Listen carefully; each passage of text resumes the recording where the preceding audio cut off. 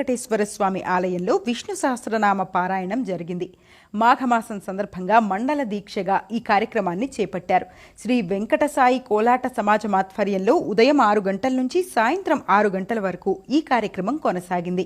వినరో భాగ్యము విష్ణు కథ వెనుబలమిదివో విష్ణు కథ వినరో భాగ్యము విష్ణు కథ వెనుబలమిదివో విష్ణు కథ వినరో భాగ్యము విష్ణు కథ వెనుబలమిదివో విష్ణు కథ వినరో భాగ్యము విష్ణు కథ.